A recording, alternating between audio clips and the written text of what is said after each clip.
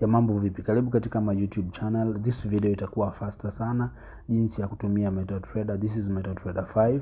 So kitu cha kwanza kabisa, kuna quotes kama unavyoona hapa. So hizi ni pairs za currencies tofauti kama unavyoona, lakini pia kuna commodity au metal kama gold ambayo unaiona hapo. Lakini pia sehemu ya pili kuna charts. Hapa ndio sehemu ambayo unafanya analysis, kubuy na kusell. Na sehemu ya tatu, hii ni sehemu ambayo inakuonyesha kama kuna trades zina run, bado zipo active, utaziona.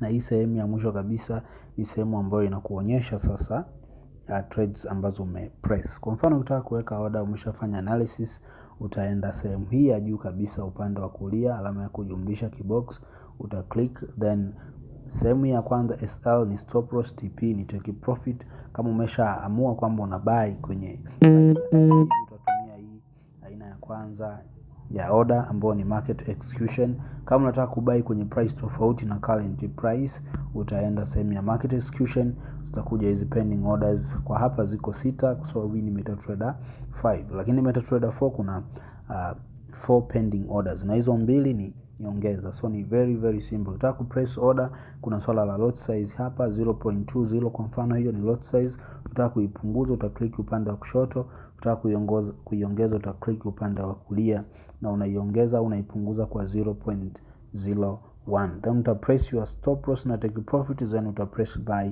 or sell. Lakini kama unataka kutumia pending order, that means mfano buy limit, utatakiwa kujaza sehemu ya price kwamba unataka kununua sehemu gani.